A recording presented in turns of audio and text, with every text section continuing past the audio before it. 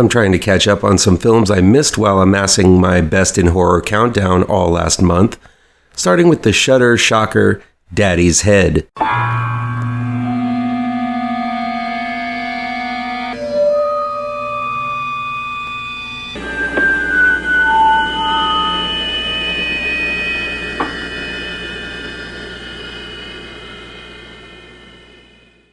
Daddy's Head is new streaming on Shudder. It's directed and written by Benjamin Barfoot.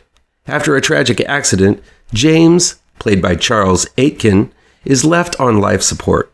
This leaves the decision to pull the plug in the hands of his second wife, Laura, played by Julia Brown. While she does so, she must come to a decision whether or not to care for Isaac, played by Rupert Turnbull, who is James' son from a previous marriage. Laura stews on the decision as both her and Isaac attempt to come to grips with the loss of James, but not long after James is buried behind the home in a private garden, Isaac begins seeing a strange dark form with a face that looks very much like his father roaming outside in the woods. When Laura and Isaac go to investigate, they find a twisted cabin in the woods, a cabin Isaac attests that his father built for him. Is this strange creature with his father's head all in Isaac's imagination? Or has James somehow returned from the dead? Daddy's Head is an intense examination of grief and loss. It deftly delves into a no-win situation where everyone is hurt and angry at a sudden tragedy that was out of both Laura and Isaac's hands. It also tries its best to come up with a scenario where this family unit of two can still survive. James was the linchpin of the family. Laura never wanted kids and seems to treat the dog with much more affection than she does Isaac. Having lost his mother to an unnamed tragedy, Isaac obviously bears resentment that his father remarried and is hesitant to go to Laura in his time of need. As this rift between the two surviving members of the family widens, this strange monster is introduced that will either pull them further apart or push them back together, which proves to be the main challenge of our two protagonists in Daddy's Head. It's a pretty mature and emotionally sophisticated attempt at making a monster movie.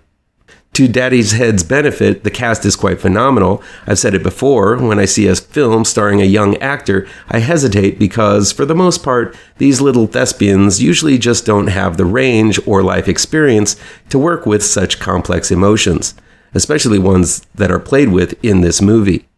But young Rupert Turnbull carries a lot of emotional baggage in this one, exemplifying the normal confusion one might experience having lost a parent at such a young age.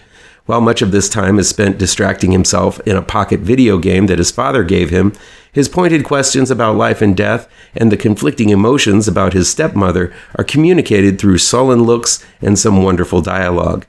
The other half of the emotional heft is carried by Julia Brown, who plays a rather unlikable role as she is debating about taking care of this child she never wanted by herself or sending him to a foster home.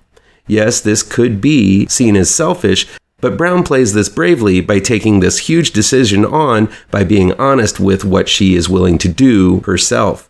Sure, a fairy tale would have had Laura take care of Isaac and they lived happily ever after, but this is no fairy tale, and it's a stronger, more powerful movie for it.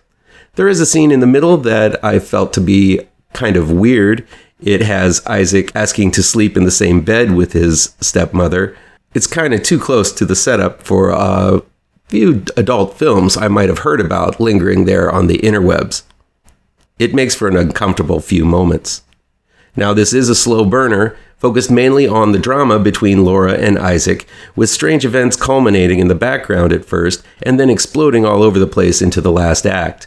That's the basic structure of most movies. But there's a good hour of peppering in the monster bits and pieces before you really get to actually see the monster, though it's never really revealed in its entirety. But the snippets we get of the monster are downright terrifying. The design of the monster is pretty brilliant. Though we don't ever see James, we do see plenty of videos and pictures of him, so we know what his smiling face looks like. Not unlike the Smile movies, this film takes the uncanny effect of a Joker-faced grin and gives the monster a wide-eyed, stretched and maniacal smile stretched across its own monstrous face. Throw in some deft shadowing, and that is one terrifying creature that's bound to stick with you long into the night. Though Daddy's Head has a slow start, filmmaker Benjamin Barfoot knows how to keep things moving by peppering in monster strangeness in with all of that dread. While we do get an idea what the monster is and how it came to have James's face, nothing is spoon-fed to us, and very little is explained to our pair of grieving survivors. It's all done in a way that makes this 90-minute flick feel even shorter. It's a nice compact little dose of horror that you didn't know you needed, I think. Barfoot not only delivers scares, but is able to pack each one with tragedy and emotion. It's not an easy skill to master, but Barfoot does it in Daddy's Head. While the drama is thick, so are the scares. A true sense of what the fuckery abounds in Daddy's Head, especially during the terrifying climax. You're going to really feel this one. This is a definite recommend. Please do me a favor and punch that like button down below. Share this video with all of your social media addicted pals. Click subscribe to this channel and ring that bell for notifications.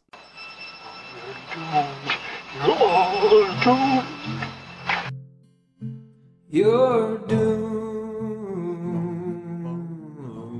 to live the life you're meant to be, stuck inside your reality. You're